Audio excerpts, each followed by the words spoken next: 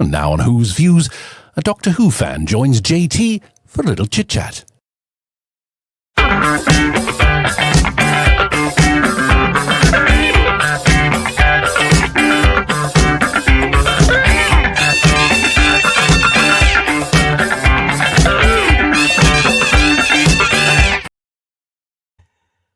Hello everybody, it's us here at Who's Views. Nice to see you. This is another in our series, Chit Chat, where I get to meet one of you guys from the audience out there who are all coming along and we just have a little blether, don't we, Steve? That's right. Yeah, as you can see, I'm joined by Steve B. How are you? Nice to see you, Mr. Braddick. I'm fine, thank you. I'm having a week off on leave this week, so I've caught up with a lot of Doctor Who. Been great weather as well. So, yeah, I've been out and about. Had a nice time. Well, listen, thank you so much for emailing in to say you'd like to come on to Chit Chat. I really appreciate it. Good to see you. Yes, so what we've got is we're going to just have a blather in this one. If you're new to the channel, this is all it's about. It's about me speaking to Steve. So let's see what he's got to say. So thank you so much for being with us. Good to see you, mate. Right, so yeah, the question I always start off with, Steve, on these Chit Chats is, how did you find the Doctor? Well, we've got to go back quite a way for that, because Doctor Who's been part of my life for a very, very long time. Mm-hmm. So the most poignant memory I can think of is the music, because I was literally watching it at 3 or 4 Doctor Who. My dad was a big science fiction fan. He was into all the 50s and 60s sci-fi shows, Quatermass, all that type of stuff. So he was watching all that in before Doctor Who started. Then when Doctor Who was into Patrick Troughton sort of time, which is when I was the sort of age then to start to watch it, the music used to scare the hell out of me, of that particular tune. And I used to sit at the top of the stairs like a little kid, about 4 years old, sitting at the top of the stairs looking through the banisters, and the door was always open, so I could hear the music. I could hear what was going on after the music, which was usually scary. And I literally started coming down the stairs because I started to get intrigued by it. It got to the point where I was actually standing behind the door looking through the crack. Oh, I love it. At what was going on the screen. Yeah. And it was pretty scary black and white stuff at the time. My dad caught me eventually and said, "Look, Steve, why don't you just come in and watch it? It's not going to do anything to you. I'll sit on the sofa with you." He sat on the sofa with me and watched it with me. It was scary as hell. This particular story was Fury from the Deep, which doesn't exist now. Wow. This would have been episode 4. I started watching it, and some of the stuff that was in it for a 4-year-old was pretty. What do you remember, Steve? What do you remember seeing? I remember the reprise from part 3 when Maggie goes into the sea. I remember that very clearly. Right. I remember the end of it as well, because the end of it was the pipeline. It was like a see-through pipe in the control room, and you saw the seaweed moving around in the pipe, and everyone was at the back of the room, all scared, all literally back at the back of this refinery room. But the Doctor actually stepped towards it. He was only one. I mean, that's lost in the telesnaps now, but I remember it. But he literally walked towards it, while everyone else was like back scared of it. So he was showing he wasn't scared of it, and he said it was like this start between the battle with the giants. They're the 2 main memories I remember of it. Wow. And I was watching Doctor Who after that religiously with mum and dad every Saturday. So I got to see things like the Wheel in Space. The big thing that hit me was the Invasion. Absolutely loved the Invasion as a kid. All them Cybermen in London. And again, I remember episode 4 where they're escaping from electromatics all the way through the episode. It's like one long chase, but they're trying to escape, and they eventually get onto the helicopter. And the thing is, people say like it's hard when you haven't seen something and it's missing. But I can tell you, if you've actually remembered watching something, then it's even harder that it's gone, because you actually remember watching it. And there's so many things I remember now watching that I can't see again unless they find these things again. Yeah. But I've got the memory still. I mean, even pre-episode 4 Fury, I can remember looking through the crack and seeing bits of it. Yeah. I can remember like snatches. Like I remember where something large come out of the foam at one point, like a big shadow come up, and so I've got all these like little race things that I can remember. I love that. I love that. I mean, for people like myself that never saw all this, we can only imagine. Of course, 'cause, it's. I love it when I'm speaking to somebody like you that was there as a wee boy, and you were looking at this, and you've got this memory. It's Yeah, fantastic. Do you collect the animated DVDs? I actually do, but I don't Right. collect for the animations. Okay. I hear everyone going about how bad the animations are. Some are better than others. Mm, But what I don't hear about is the recreations and how good they are. I actually mm, buy them for the recreations. There was, for example, a terrible recreation of our animation of episode 3 on Web of Fear. It was right. really bad in 3D. But you don't hear about the recreation that they did of that episode with Telesnaps and the No. CGI Yeti that they did on it, which is absolutely superb. The same with one of the Snowmen Yeti as well. They've animated them all and they look really good. So that's the closest I can get to what I remember. I mean, I never saw those stories; they were too far back. But that's the closest I can remember to like what they would actually look like on screen. Yeah, because I was going to ask you, Animated. from your memory, how did the animation stand up? Fury doesn't. Fury was very scary. I remember it being very claustrophobic, very small, very dark. Sets were very small, and yet in this cartoon they're huge. Yeah. And I don't remember him looking like that at all. So that sort of takes it away. Plus, they put all this stuff in about the tentacles coming out of the sea. That didn't happen either. Right. Yeah. I do remember the helicopter chase. That was very funny because that was like a moment of comedy in the middle of all this horror. Right. So I do remember Right. that when they go upside down and back to forwards, ran around with Yeah. helicopters and upside down. So I do remember all. No, Fury doesn't stand up very well. The Invasion's the best animation that I've Oh, seen. It really does stand up to what I saw yeah. because I think that's what the canvas You'll for it. know because you're a regular on the channel. The Yeah, Invasion is my favorite animation, I I think. love And Moonbase, yeah. And the a Moon Base, second. yeah, Yeah, yeah. yeah. They're the But best I ones don't they've do the done. new stuff. No, the new ones, I mean, like the Savages, for example, it's not a great animation. It's very lackluster. But again, the Yeah. recreation is very good. And it's a very underrated story. I've Is it? actually I think it is, yeah. There's a guy in it who's in Planet of Evil. I can't remember his name now, but he plays the guy who's taking the samples, Mostrel or something like that. Right. He turns into the creature with the red eyes. Mm-hmm. Um, he's actually in it.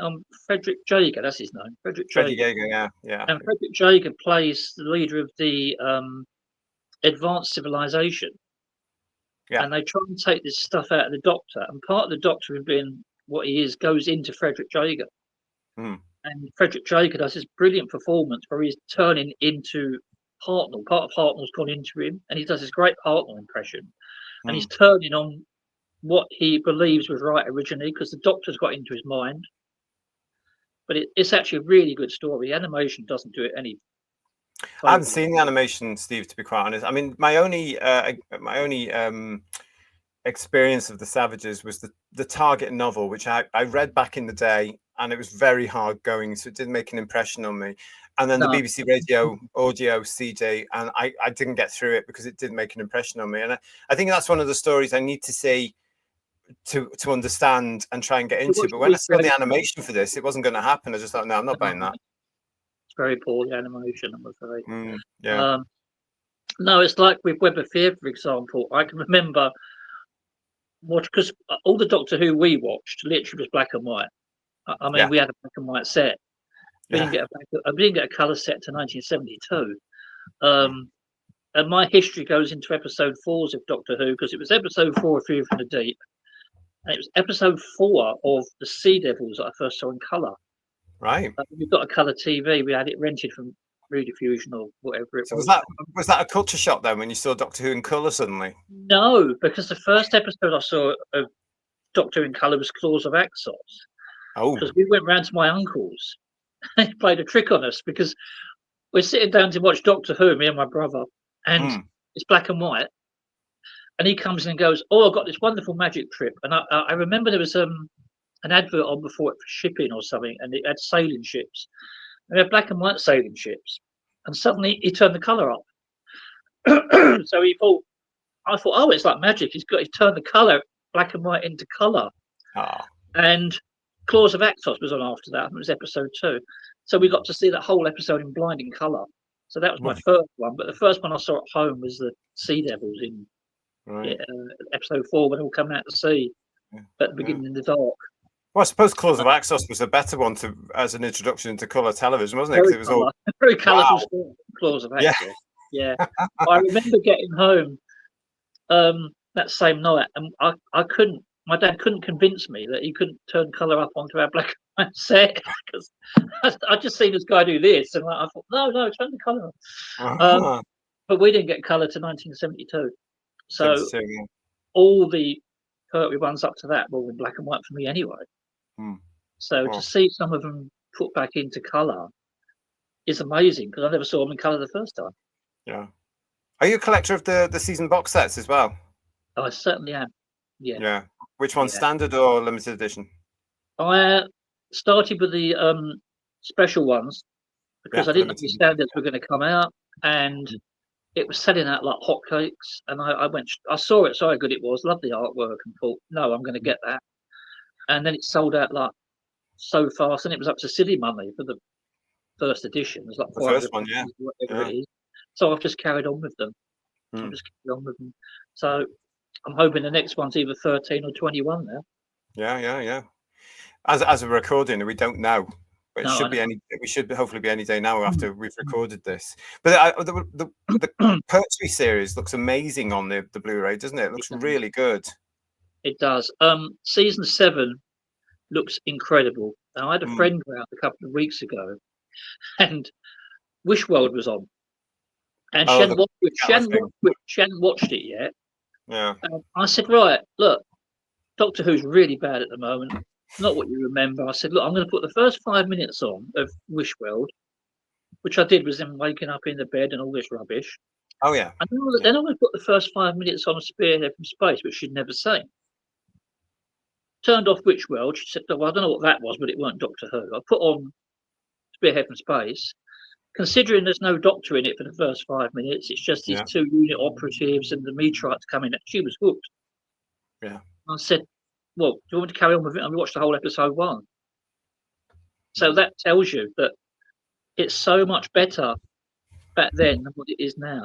Oh, you don't have to convince me. I know that. Just put that on, and someone who's never seen it will watch it. Yeah. And she's been around my place a few times, and she's watched Web of Fear, and she's watched The Invasion, and she's watched Spearhead and Inferno, and that's the sort of Doctor Who she likes. And it's exciting that the whole of season 7 has been repeated continually on You and Eden recently, isn't it? You know, and hopefully new people have picked up on Pertwee's first series there. Well, I don't know if you've seen it, but there was this wonderful interview with Peter Davison on YouTube. With a guy called yeah, we spoke about that in the headlines recently. Yeah, we did. But I actually watched the whole interview like yesterday.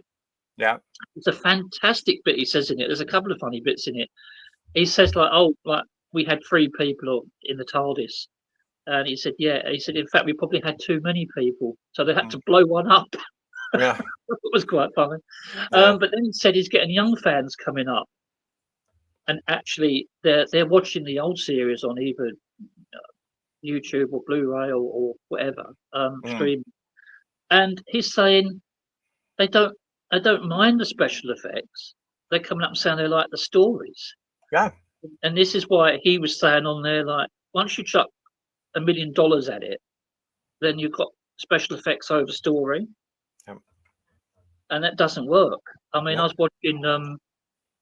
I'm a big Jurassic Park fan. And I was watching Gareth Edwards, and Gareth Edwards only this particular film is a lot less money than the last one. I think it was like. Oh, is this new Jurassic Park they've done another reboot?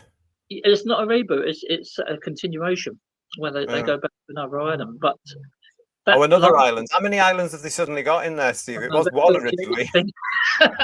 But suddenly they keep cropping up as another base. Yeah, ridiculous. The last one was 180 million and didn't do very well, and I think this one's 100 30 million or something. That's a lot less. So it's already in profit before they start.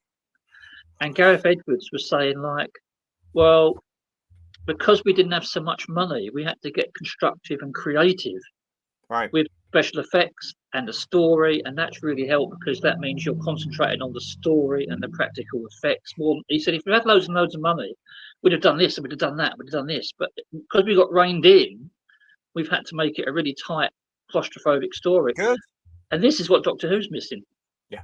It's having too much money and they don't know what to do with it. They're just chucking everything at the screen. I mean, that Omega, for example, all you needed was a guy in a cloak. Well, I don't think he should have been there at all anyway. No, that's true. There is that as well. But I mean, if you had the Rani, so why put in Omega? Well, he even said, didn't he, that he created two so he could have a third one. I thought, yeah, but you're the one who put the second one in there just for that joke. Yeah. So, but I don't really talk much about New Who. If it comes back with a new deal and they go back to what I used to like, I'll be back to it in a shot. But at the moment, I'm out of it. I really am out of it. It's pushed me back to classic Who. It really has. I've always liked it, but it's pushed me back even more into classic Who because it's just so much rubbish, isn't it? It's so much rubbish. But it's like you were saying there. You were talking about what Peter was saying. I mean, Peter was saying in that interview that mostly what I know we've been saying on our show, and what a lot of fans are saying. What's missing in Doctor Who now? You can throw as much money at it as you want, but if it doesn't have a good script, if it doesn't have a good story, what's the point? Exactly. And that's what's been missing over the last 2 and a bit years with Doctor Who, because the plot lines from You Know Who have been absolutely dire. Their stories are rubbish. It's just been tick box after tick box, agenda after agenda. And that last thing we watched, The Reality War, utter nonsense, chaos on television. In my life. Yeah. That really was. I was so annoyed. I'm not going to swear, but I was so annoyed on that night that I went outside. I was so angry. Yeah. That ending that I went outside and kicked the crap out of my wheelie bin just to get the anger out of my system. You need to get therapy. My neighbours, but I haven't felt so angry about a Doctor episode in my life. Haven't you? I've been feeling angry about a Doctor episode since it came back for the 60th. I tell you, since I started watching it again. That was the top. That was like I thought it couldn't get any worse, and that's the absolute worst it can get now. I don't know how it's ended now anyway, but I don't know how it could look that. I really think. In my opinion, I don't think it should come back anytime soon, because as we've been saying on this channel, the whole of this industry is ridiculous, and it's been infected by all sorts of poison. That's right, yeah. And now we've seen it blatantly in Doctor Who over the last several years. It's I'm quite happy to have the thing stay off air, but we all know they're busy trying to bring it back quicker than they possibly should. Yeah, that's what they're saying. It just depends what they do. I mean, if the BBC listen to sense and have a proper Doctor and proper stories and go back, I know, but if they did, then I'd be back. But at the moment, well, no, so with millions and millions and millions of not-wees, yeah, absolutely. I don't know about you, Steve, but I get embarrassed now looking at not Doctor Who post pages on social media, nothing to do with Doctor Who, but it could just be a newspaper report, or it could be something to do with science fiction in general, or it could be to do with television, and Doctor Who will inevitably, from our side of the hook, creep up, and there's always some person that you just know isn't a fan saying, oh, it's rubbish now, or it's embarrassing now, or they pushed agendas in it, or basically dissing it from whatever way they can, because it's got such a bad reputation now in Britain. The BBC can't fix that overnight. No, definitely not. It's going to have to take a lot of work. I don't know what they're going to do, but they need to get back to the core of what made Doctor Who what it was. If you go back to like one of my favourite stories is Horror of Fang Rock, for example. Oh yeah. And you look at what it's made with. It's made with a tiny set, because I've seen the set pictures. Yeah. A tiny set, a number of little extras cut off on this island with this lighthouse, and that's it. It didn't cost a lot of money. It's a great story. It's the characters, it's the story. Yeah. It's the claustrophobia, it's the skiers. Yeah. That make it what it is. Or the Mind Robber with just a white set with one episode. And it comes down with a good direction, It comes down with atmosphere, doesn't it? And unbelievable characters brought to life, not just through good writing, but by actors who are just acting their heart. I mean, I don't know about you. What do you think of actors today? Because I think they're not actors. I just think they're personalities. I've not got a lot of good stuff to say about actors, but getting back to Jurassic Rebirth, I've been very surprised by what people have been saying about the actors in that, because they come across as very genuine. Even the co-stars have been saying they were like a big family. They all acted together. They all looked after each other. None of them's like that. When they were promoting the film, for example, they were saying, "Come and see it. It's a good film. It's great entertainment. It's on the big screen. Come and see 50-foot dinosaurs on a 50-foot screen." That's all you need to say. They didn't go into politics or this, that, or the other. It was like, come and have a good time. No, they didn't. That's interesting, isn't it, from a Hollywood film? To hear that, it really was, and it's got me. Well, yeah, I'm going to go and watch it. I bought my ticket because you've sold it to me. Whereas, Gatber and RTD, no, they weren't selling it. They were doing the complete opposite. They were pushing people away. You don't want to know about all the other stuff. You just want to know, why should I watch it? Well, they were 18 months behind the rest of us. Exactly. Yeah. Probably still are. Yeah, most I would say. Yeah, it's disheartening when you hear what some of them are saying in the media. But I was very, very heartened by what I heard about this film. It's the sort of thing where I'd like to buy the behind-the-scenes book on it, because they really came together as a family. They did a shoot actually on location in the jungles. It's not done in front of screens. So they went in hotels and went on the sea together and went around each other's places. And they had it was a real experience where they all got to know each other, and everyone was like equal. There was no one above each other, or it was a nice experience. And so I'd actually like to read the behind the scenes on that, because it sounds like a joyous sort of time they've all had. And now they're doing the same with the promoting the film. And I'm thinking, compare that to the promotion for Doctor Who. It's totally opposite. It was like go away and touch grass and all this business. Totally. And people did. But if you actually build your audience something, say, look, just come and have a good time. It's a great film. It's got this, that, and the other in it. You're going to enjoy it. Night out. That's all you need to do. That's all you need to do. Yeah. So that was quite heartening, because I've been like you. I've been like thinking celebrities at the moment are a bit, So they're nice to see some nice ones actually down to earth and being normal for a change. Well, I don't trust any of them. It depends on who they're around, I suppose. Oh, absolutely, yeah. It depends on what's going on in the film, isn't it? But it's interesting that you're saying that this apparently doesn't have any agenda in it, because there does seem to be a slight shifting now from pushing all that woke, far left ideological nonsense. Yeah, there was no mention of it at all in anything that I've seen. I've seen a few premieres, and it's all like just coming through the film. Well, if you're going to see it, it's going to be in the film. It won't be at the premiere. It won't be at the get-togethers. It'll be in the film. Well, we'll see when I see it. But I'm hopeful. Yeah, you can let me know. You can let me know. It's Gareth Edwards, isn't it? As you said. He's a fantastic director. He did Rogue One, didn't he? Rogue One, brilliant. I loved Godzilla. I loved what was the other one called? The science fiction one, Creator, that he did as well. Was another one that he did. Right. So he's done a lot of really good films. So yeah, I'm very optimistic about it. Well, good for you. A bit there. No, good for you. I have to be honest, it's not something I'm interested in seeing. I haven't watched Jurassic Park since the first two. The first one I liked all those years ago in the cinema. I thought it was funny because it was new, and it was the puppets looked fantastic and all that. And then the second one, we went to see the second one just because it was the sequel, so we went to see the second one. And then I got bored when they said, "Oh, we're going to do a third one." I thought, "No, I'm not going to see that." Yeah, I was like you. I watched the first three. I like, especially the first one, because I remember going to see the first one as a kid. Well, I've grown up by then. 1993 that would have been, and it was an event because you went there. I remember the trailers didn't show any of the dinosaurs at that time. They just showed bits of them. So the first time you saw that brachiosaur was on the screen.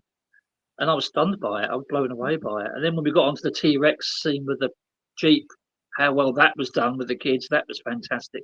Well, so that's always going to be my favourite, because it's the one where you first got that wonder. Second and third one are both solid films. The Jurassic World ones have really got worse as they've gone on. But this one is a return more to the original Jurassic Park flavour of the movie. more scares, more set pieces, making them into animals again rather than monsters. What's the age limit on it? I don't know actually. I haven't looked, but I'm guessing it's kids, especially little boys, love dinosaurs, don't they? For some bizarre reason. Definitely for kids. There's even a cute little dinosaur in it, so that's definitely for kids. Yeah. But yeah, everyone's like promoting it like there's a lot of callbacks to the original movie. And if you like the original one, a lot of people are saying it's the best one since the original one because it goes right back to the original one. So that's what's got me booked in to go in to see it. But yeah, that's where I am on those. Very good. Well, I hope you enjoy it when you get to see it. As I say, something I won't be bothering with at all. Is there anything else on that? I mean, what apart from Doctor Who and Jurassic Park, what else are you actually involved with? What you're a fan of? Well, oh, sorry, my cat's appeared. Yes, my cat Snuggles. She gets on everything. If I'm talking to someone, she gets on there. Don't worry. As I say, we get all sorts of pets on this show. Yeah, she'll block me out though if I let her. Well, you know, I'm a big Blake 7 fan because I've been in that on Blake 7. Love Blake 7. I remember watching that when it first came on. Very like Doctor Who in tone because you had the same actors in it, the same music, the same looking special effects. So it was very like a side thing to Doctor Who. So I love Blake 7. So I watched that right to that bitter end, which I won't say here in case anyone gets spoiled, but always like Blake 7. And now that I've always thought if Blake 7 had like what they did to Next Generation, where they upped, or Star Trek, they upped the special effects in the series. Yeah. Then Blake 7 did it. I didn't agree with what they did in Star Trek, but I thought if Blake 7 did it with the model effects, but kept the model effects looking like they did, and that's exactly what they've done. They've not come in and done all this CGI. They've done these really excellent proper models. Yeah. Proper model work. So I've been really enjoying. Sorry, I've been really enjoying it. So I'm literally what I'm doing. I'm not going through the box set in a rush. I'm actually watching each episode a few days before you do your Blake 7 bit. So that that way I'm not rushing through it and spoiling it. And well, that's good of you because our plan is basically one episode every month, apart from 1 month. There's a whole year. Yeah. So by the time we finish series 1, which will be December 2025, we'll be ready to start series 2 in January 26. So you've got my audience for series 2. I got that in. I'm really excited about that. Can't wait to see it because obviously through the Blake 7 shows, we've had some sneak previews of stuff that's coming, and I'm sure we'll get more. But it looks so exciting, doesn't it? Can't wait for that. I just want someone to bring out a die-cast proper model Liberator, like not Eagle Moss now, but something like one of those companies that does these models to bring out, because they're always bringing out these different spaceships, but they've never brought out a Liberator yet for some reason. And I would have thought, well, not since the original, really couldn't it? Yeah, not since the original Corgi one all those years ago. No, not since that, and that goes for like quite a bit of money. But just to get a nice one on a stand would be just fantastic because it's one of the best designed spaceships ever. Yeah. It's so alien. Yeah. So I'm into Blake 7. I'm also a huge Jerry Anderson fan because I grew up watching Jerry Anderson stuff. Yeah. And it's the 60th anniversary of Thunderbirds this year. Mm-hmm. And I think it's the 50th of Space 1999 this year as well. Right. And I know that it's coming out on Blu-ray later in the year. It came out in Blu-ray for the 50th, but the company that did it cropped it. So you didn't actually get the proper picture. You were missing part of the picture. It wasn't in the proper widescreen format. So this company that's come along now, which is actually Anderson Stores itself, has actually done it all properly. And the picture looks absolutely stunning, what they've done to the picture. So that is an absolute must for me. That's as big a must as the box sets I'm buying. That's fabulous. That's fabulous. I can't wait to get that. I did see that advertised myself and thought, oh yeah, I must get that because as a little boy, I used to love the Thunderbirds. Sunday afternoons, used to watch it. It always reminds me, for some reason, of Chips and Peas because I think that's what we used to Sunday dinner. Possibly, I don't know. I don't know what it was. I don't know, but it's just got Thunderbirds remind me of Sunday dinner because I remember they always used to put it on at 12 o'clock on a Sunday. and we'd usually have like a roast. And we'd all sit at the table, and That's right. Yeah. Yeah. trying to watch it while eating is not Yeah, not it does easy. remind me of that sort of stuff. Happy days, though, and every time I see Lady Penelope on the television now in the original Thunderbirds, there's that sort of lovely sort of familiarity with the whole thing. Everything's going to be okay type thing. Because it's just brilliant, isn't it? What a great Yeah. series that was. And the special effects still stand up now because they're done by Derek Meddings, who went into movies. He was so good. Wow. All the different Superman animation shows, right away from Supercar upwards, and Supercar. the special effects just really stand up. I mean, that's another thing that I showed my friend who's not seen many Thunderbirds, but remembered it when it was on, right?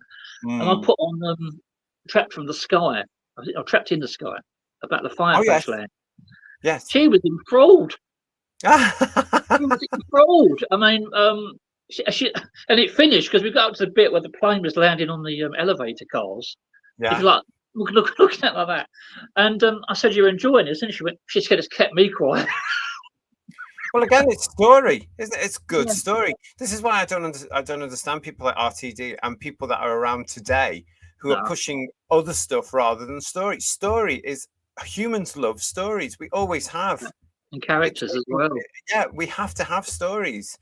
And this is what they don't seem to want to acknowledge anymore. And they want to come up with some other variation and try to call it a story. They're absolutely insane, these people. Yeah, you need a beginning, a middle, and an end. Yes, but it just needs to be escapism as well, doesn't it? The escapism has completely gone for me because my escapism, this was touched on in one of your other shows, but I didn't talk about it. I was bullied badly at school. Right. For liking Thunderbirds and Doctor Who at the time. I was a huge Doctor Who fan. Well, that happened to a lot of people, didn't it? And I was bullied over it. I'd go home on a Friday and think, "Oh, I got Doctor Who on Saturday," and then you'd sit and watch Doctor Who with Tom Baker, and you just forget it. Yeah. Because you'd be like safe with the Doctor. You wouldn't worry about school until Sunday night. Yeah, you just felt safe, you know. I can remember in the 70s, we still carried on going around to my nan's house. And it's a sort of scenario you don't get now because all the kids, and we were a big family, so all the kids were downstairs watching television. All the dads were upstairs playing cards, smoking on the top floor. And in the kitchen, all the women were making sandwiches. Right. Right. But we just got plumped. It didn't matter what it was. We got just plumped in front of the television set. Yeah. And whatever was on, whether the deadly assassin had him drowning or whatever, they just put us in front of it. And we were seeing all sorts of images, like Seeds of Doom with the compass compactor and all sorts of stuff like that. Didn't affect me at all. Of course it didn't. No. They're talking about this children's version, which they're going to do. The preschool cartoon, yeah. Yeah, and I'm thinking, well, at 5, I was watching like the Auton going down a bus stop. It didn't affect me. So, well, no, it's all ridiculous. It's nonsense what they're doing there. Again, it's these idiot adults around assuming, we must protect the children from this, or we must do this, or we must. They've wrapped them up so much in cotton wool, as you say. Our generations were watching Doctor Who 4 or 5 years old. I've got memories of the maggots, and I must have been 3. That one really scared me. I remember that. It wasn't the maggots that scared me. It was when they flashed, they find the miner in the first episode, and he was like growing green. Really that's what got me. Well, I would have been 3 with that, but I remember more a 4-year-old Alpha Centauri.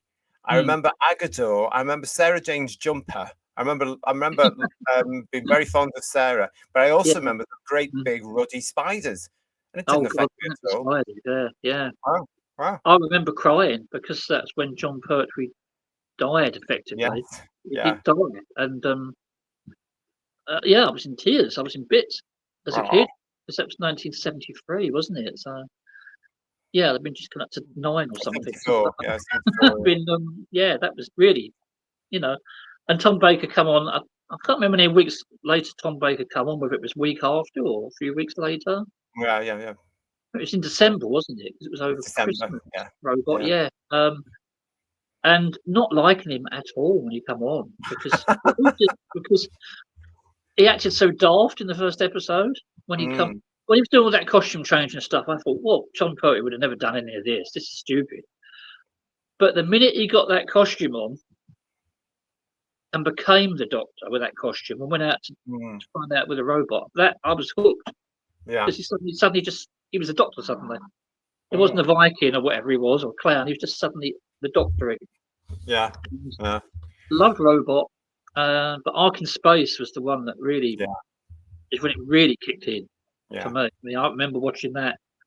You know, everyone was like enthralled. They had everyone was quiet. Everyone was just sitting around the group, around the television, just watching that. So yeah, that was the golden. I mean, Pertwee was really golden as well. But when we got into Ark in Space onwards, it was like, whoa, that's like we've gone in, we've gone off Earth, we've gone into space, got these giant wasp things. Yeah, terrifying. Absolutely fantastic. That episode 1 where it falls out the cupboard was. I remember all the kids went Yeah. But you know that whole period there from that one on, because you know, this is where personally I was 5 years old, you know, going on. But I equate that now with the magic of Doctor Who when Tom took over from the early days onwards. And you know, I mean, hindsight's a wonderful thing, but we can look back at it. Those that were there, we can look back on it and look at those episodes of Doctor Who between Pertwee and Tom of being absolutely fantastic British television. It was superb. And no disrespect to anybody that's coming along now and rediscovering it, and I'm glad they're enjoying it and they're loving it. But you had to be there to have that magical memory, don't you?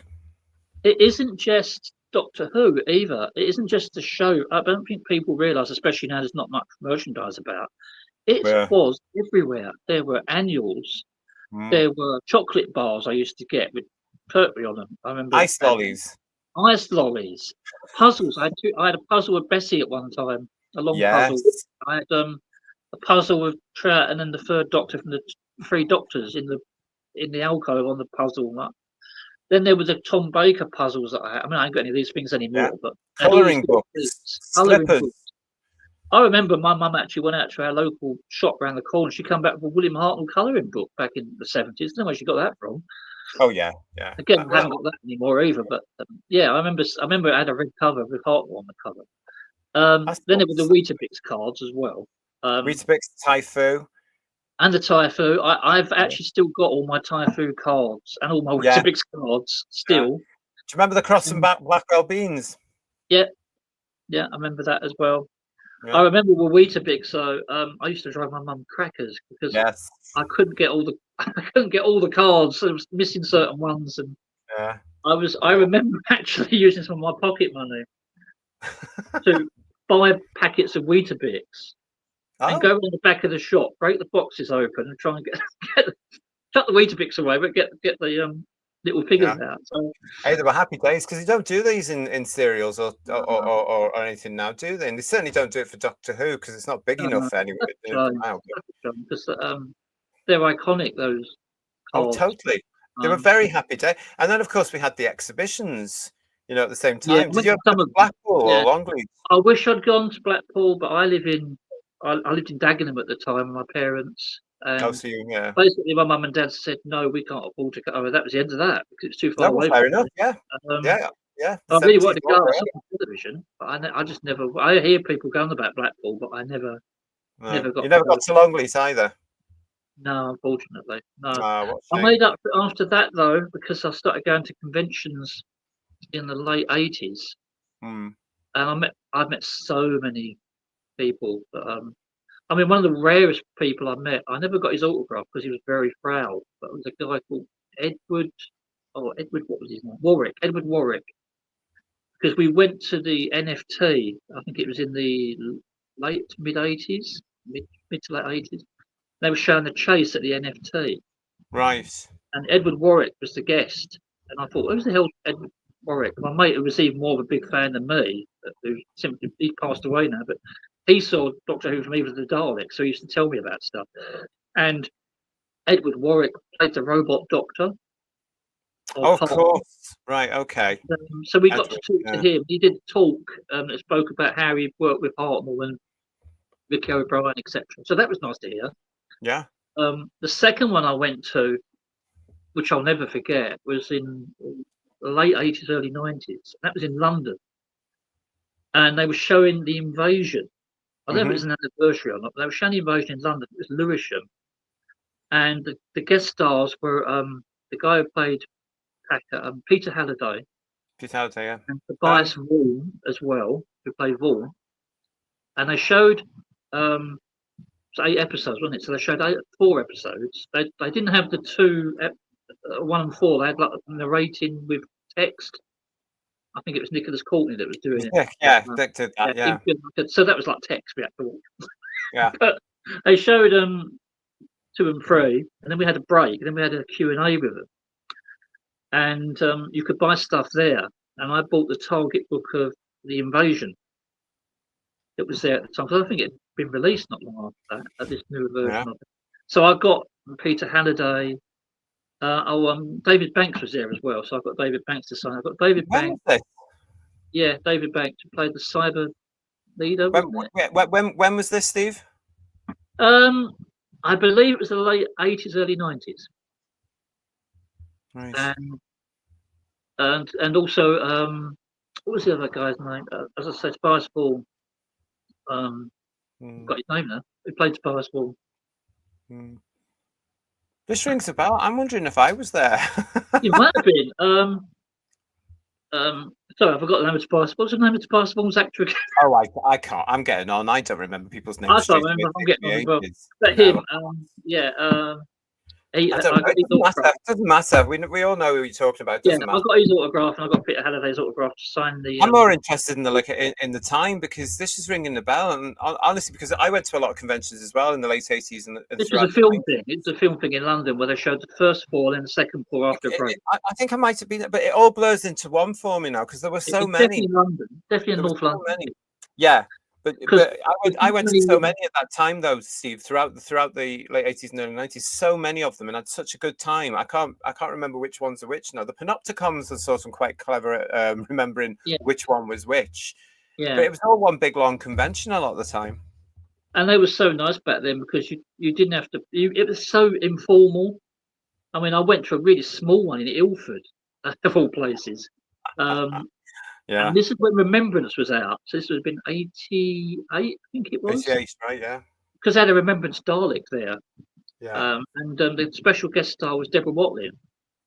Oh, bless. And I took some photos of her with the Daleks, which I've still got, actually. Yeah. What a character she was, eh? I met her a few times. But I met so many different people at these conventions. We're very lucky.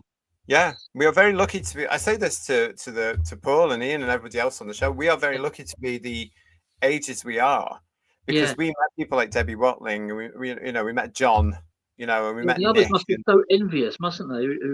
Who've now grown up watching these people. And well, yeah, I worry though, because I look at the ones that have grown up with the reboot Who, which I don't like calling it New Who, because it's now nuts and it's done. New. What would you call it? Well, it's finished Who. It's it's early 21st century Who. It's done. Yeah. And I look at who they're growing up with and who they're going to see, and the fuss that they make, and it's totally different to how we ordered it. Because of course these days they jumped on the bandwagon thanks to the Star Wars loss, and you have to pay to get in, you have to pay to get there, you have to pay to stay there, you have to pay for an autograph, you have to pay for a photograph. We didn't. We just turned up.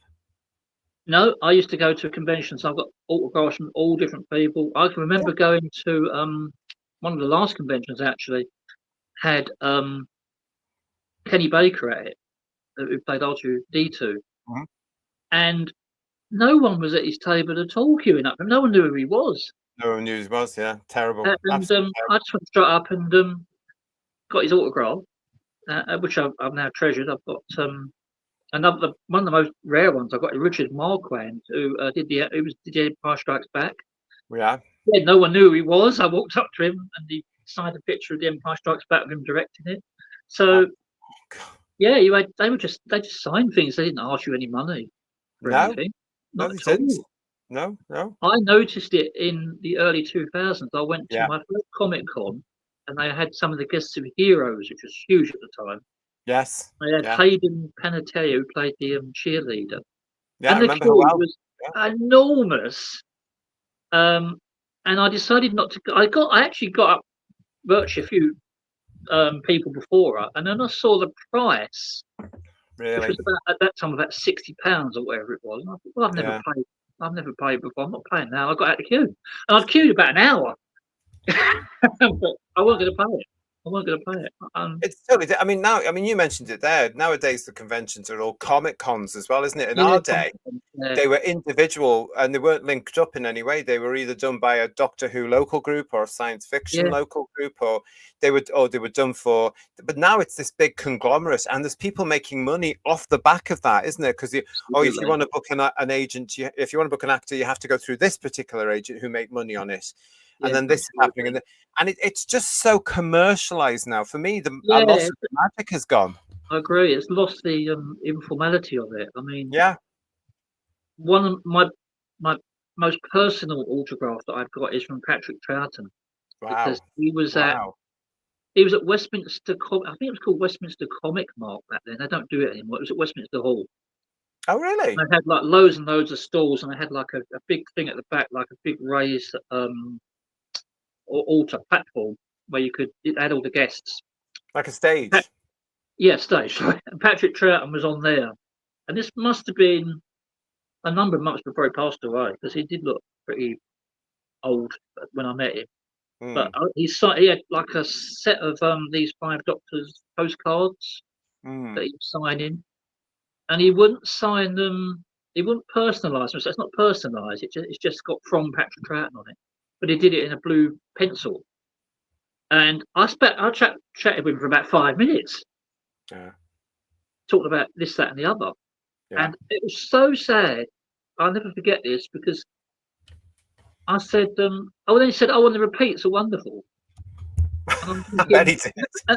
and at that time, I was thinking to myself, well, actually, not many of your episodes exist. I didn't tell him that, but I thought, well, not a lot of your episodes exist. What repeats are we talking about? But Mm. I don't think he knew.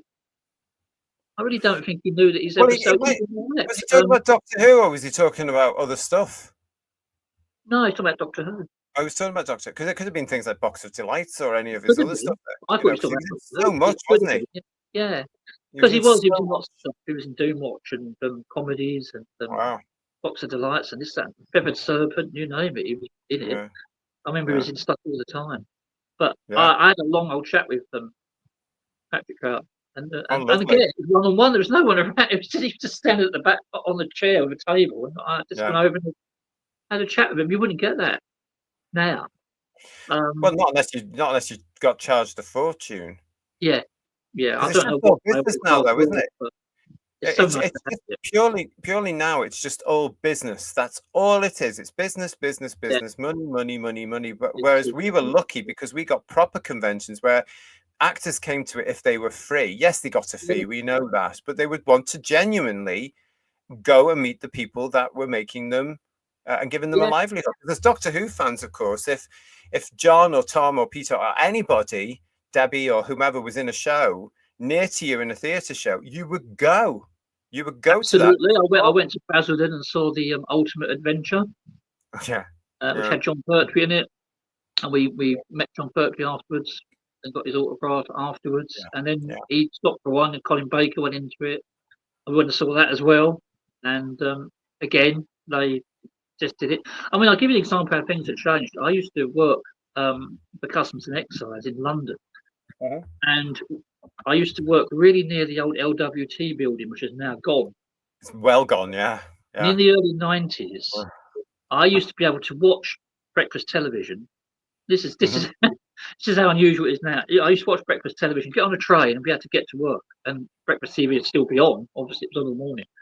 This Wow. particular morning, yeah, it's not like that now. This particular No. morning, their guest stars were Gillian Anderson and David Duchovny, because the X-Files was huge at the time. Oh, so we're talking the early 90s.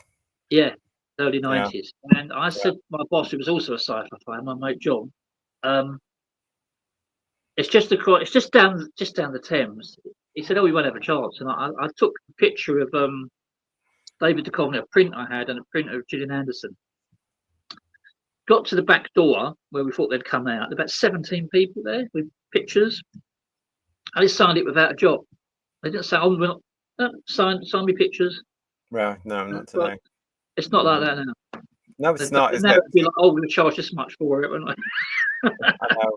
And I think that's the other reason we get some of these actors, not naming anybody at all, but these certain actors that'll just use shows like Doctor Who, because an agent will say, "Oh, if you get into Doctor Who, it's massive in America," which it isn't now, and it'll break you in America, which it doesn't, and you can make money off the back of it. And I mean, there was a whole gag there back in the old days, wasn't it? Which has now become more than a gag. It's now part of what they do. Oh, this is the pension. Yeah. I think that's the same way largely doing the pension as well. Yeah, just writing whatever he wrote to get his pension money, basically. I mean, I think the last sort of really big Doctor Who actor who's done well in America was Matt Smith, and he deserved to because he was such a Karen Gillan as well. And Karen Gillan as well. Yeah. And actually Arthur Darvill as well. He went into that DC hero thing as well, didn't he? That time travel thing. It's going to be interesting to see how this lot from the modern stuff. I mean, again, with the benefit of hindsight, we were there when Doctor Who stopped originally in '89, and then we had 15 years of the thing off air, and it wasn't. I'm not saying what we didn't notice, but it was weird because it wasn't exactly missed because of what actually happened. The fact that the conventions were still going on and the actors were available, and you got to meet people, and the guards came down a bit, and you actually became friends with some of them in a sense, and.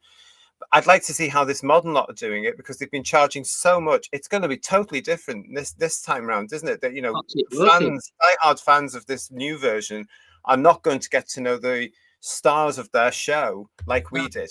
No, absolutely not.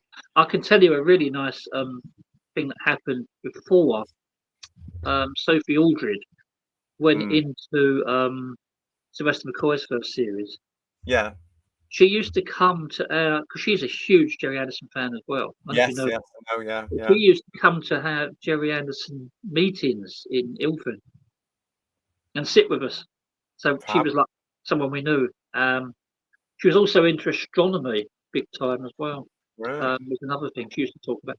But yeah, so we had she stopped coming when she became famous, but before that, yeah, she was like, and she wanted to say it was so weird to see her on television. Suddenly, and I met her in '88 when they were doing a convention, her and Sylvester. Yeah, and she remembered us. And so I've got this picture of the Greatest Show in the Galaxy promo of her in that striped T-shirt with the jacket. So I've got a personally signed one, and it's actually got like "Love from Sophie Aldred" FAB on it. Because she knew that I was Gerry Anderson fan. That's quite unique. But, yeah, I've had quite a few. I mean, I moved into a place in Grays. Yeah. And my neighbour, he wasn't my neighbour for long, he was moving out. Another guy moved in, but my neighbour was Ben Aranovich for a little while. Oh, really? Really? So I didn't realise until someone told me nearly on the top of him moving out. Yeah, he's moving to another place, but he was a nice bloke to talk to as well. He's very down to earth. He was talking about Battlefield and how he wished that they had a bigger budget for Battlefield. It was a big disappointment how it came out. His favourite was Remembrance. Yeah, because Remembrance actually came out exactly as he wanted it to come out. Yeah, I remember him. I saw him again at a London convention. Must have been the early 90s. Must have been. And I remember being, he was all full of excitement and passion and love for Remembrance. And then when Battlefield came up, it just went really low again. He was like, oh, I was really disappointed with that. Didn't like it. It wasn't the way I wanted it. Should have been more money, blah, blah, blah. Oh, this bit didn't work and that bit didn't.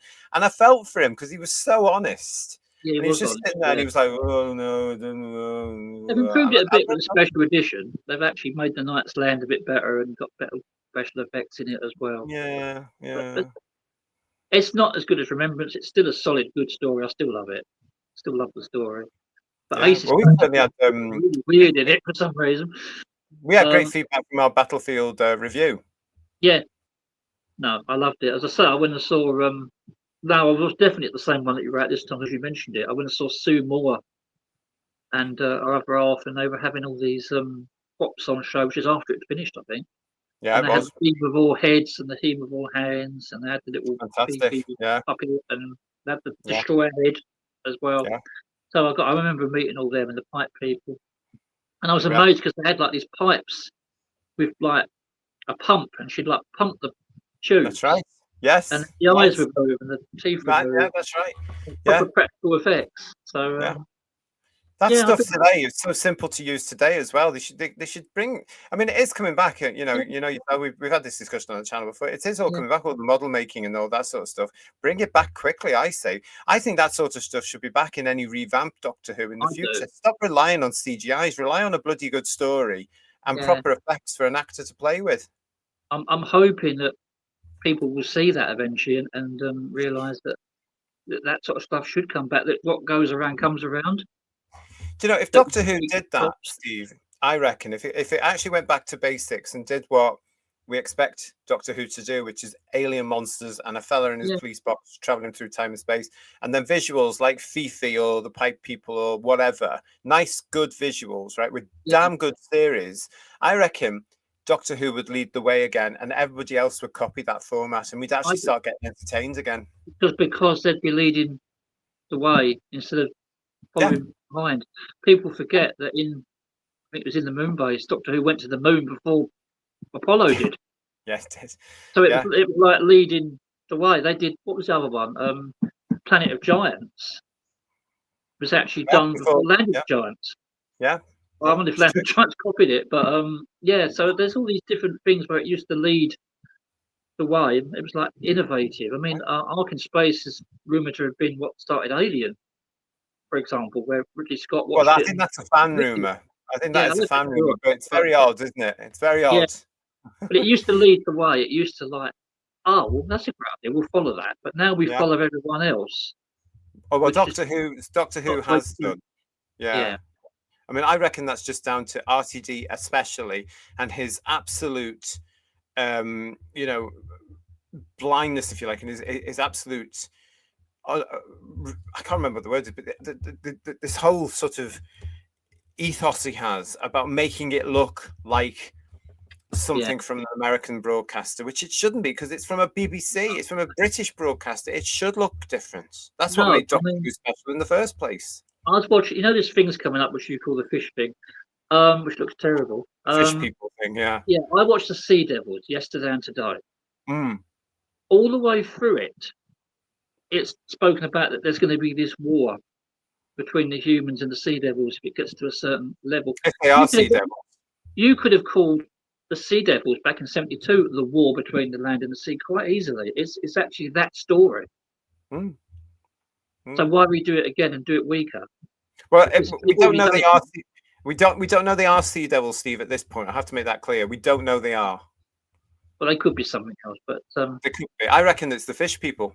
It could be the people from the Underwater Menace because they look like the cartoon versions of. Yeah, they do. So I reckon it's more akin with them. But we'll soon find out that's coming. Listen, you mentioned their Battlefield as well, and at this point, I just want to say thank you very much for all the artwork you've been sending us. I've got this one here. So there's your destroyer on the left-hand side there, which is absolutely fantastic. And then you gave us a couple of Cybermen pictures, but we got your 10th Planet one there for our review of the 10th Planet. Yeah, that's wonderful. Right. We've got a Silurian and a Sea Devil there. We're just talking about the Sea Devils. Yes, my redesigned Silurian, isn't it? That one. Yeah, that one. Yeah. A lovely one here from the Chase. Yeah. Yeah. And then spinning off into the other universe, of course, you gave us a Liberator as well. Which Liberator, yeah. I will do a Blake 7 one at some point. I've been doing so many different drawings at the moment. Well, yeah, I was going to ask you. I mean, is that one where you relax? Yeah, I've been drawing since I was about 10. I can remember being at school, and when all these Anderson shows were on, like UFO, for example, people go, "Can you draw Skydiver?" Wow. And I've drawn a simple version of Skydiver or Thunderbird 2 or whatever. So I was very popular at school for doing all that, or the UFO or whatever. And I've just carried on with it. I went into art class, and I've just learnt it myself. It's just been self-taught. But I've been drawing since I was about 10. So yeah. I've been drawing for years, and I have literally got hundreds and hundreds of drawings now. Right in my house in various folders and pads. I'm about 9 pads I'm up to now. I buy a pad of about 30 pictures and go through it in about 2 or 3 weeks. Because if something grabs my eye, I just draw it. It's something, even if it's a children's program. But I've done things like Sooty and Sweep, or I've done icons. Witch or Danger Mouse or what. It doesn't matter what it is, or even comedy stuff. I've done 40 Towers. I've done On the Buses. I've done all sorts of things. if I see a picture that I like and I think, oh, that'll make a good picture, then I just sit down and draw it, and I just find it relaxing as well. And I've done a load of Doctor Who ones, probably loads you've never seen, but I've done loads and loads of Doctor Who pictures, loads of Anderson ones, Jerry Anderson ones. I mean, I know you've seen some of them because I've been putting them on Facebook and you've been liking them. Yeah. But, yeah, you never know what you're going to get out of me next. Well, that's good. That's how it should be for artists, isn't it? Whatever inspires you, get it down on paper. Yeah, that's what I do. So yeah, I really enjoy that. Yeah, I wasn't sure how I was going to build it, but I feel quite relaxed on it, to be honest. I owe a big thanks to my friend Charlotte because she's on another channel, and it took her 4 times to come on. What are you talking about? A YouTube, but it took her 4 times to come on, and I said, "Shall I go on?" And she said, "Yeah, go on. Just be yourself." And I have. So I owe her a big thanks. Yeah. Well, listen, I want to say thank you for coming I really appreciate you coming on. It's nice to see you face to face, and thank you so much for all your support and sending in those drawings. It's fine. I'll be on tonight with the Sea Devils and putting my chat in for that as well. Don't worry.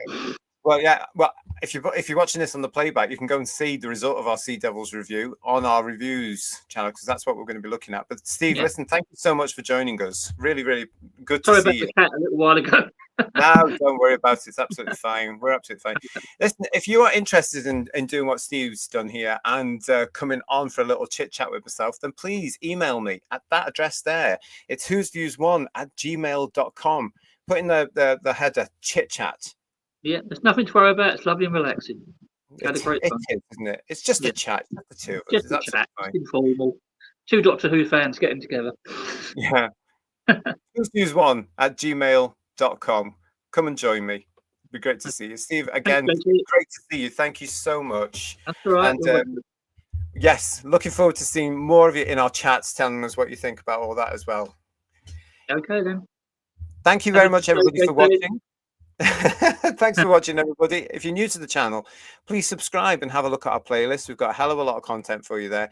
If you're not new to the channel, please make sure you are still subscribed and stay with us as we move forward in these very uncertain times for Doctor Who. Lots coming up for you. From Steve and myself, take care of yourselves. Ta-ra, everybody. Thank you. Bye.